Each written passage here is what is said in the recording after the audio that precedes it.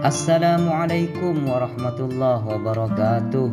Apa kabar sahabat sekalian? Semoga selalu sehat dalam lindungan Allah, lancar rizkinya, dipermudah segala urusannya, dan selalu dalam ketakwaan kepada Allah subhanahu wa ta'ala. Amin ya rabbal alamin.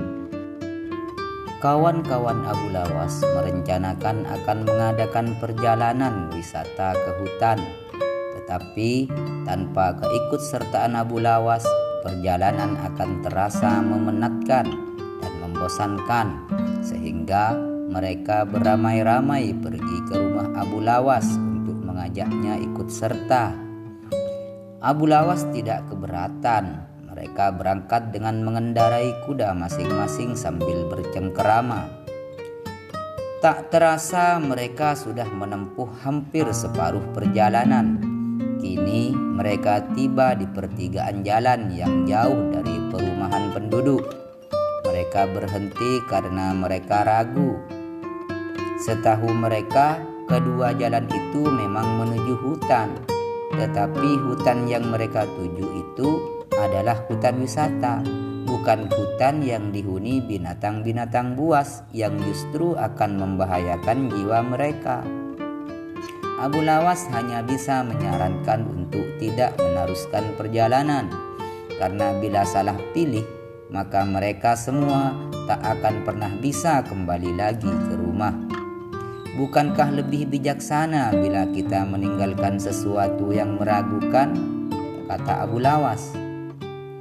Tetapi salah seorang dari mereka tiba-tiba berkata, "Aku mempunyai 2 orang sahabat yang tinggal di dekat semak-semak sebelah sana. Mereka adalah saudara kembar.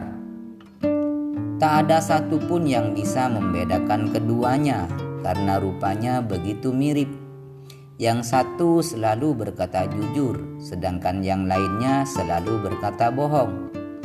Dan mereka adalah orang-orang aneh, karena mereka hanya mau menjawab satu pertanyaan saja," kata si temannya Abu Lawas. "Apakah engkau mengenali salah satu dari mereka yang selalu berkata benar?" tanya Abu Lawas. "Tidak," jawab kawan Abu Lawas singkat. Abu Lawas pun makan daging dengan madu bersama teman-temannya. Seusai makan, mereka berangkat menuju ke rumah yang dihuni 2 orang kembar bersaudara. Setelah pintu dibuka, maka keluarlah salah seorang dari 2 orang kembar bersaudara itu. "Maaf, aku sangat sibuk hari ini. Engkau hanya boleh mengajukan 1 pertanyaan saja, tidak boleh lebih," kata salah satu saudara kembar.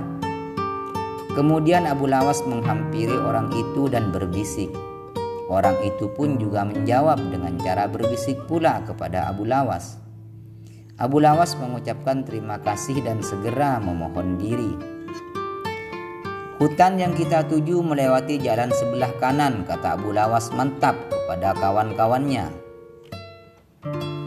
"Bagaimana kau bisa memutuskan harus menempuh jalan yang sebelah kanan, Abu Lawas?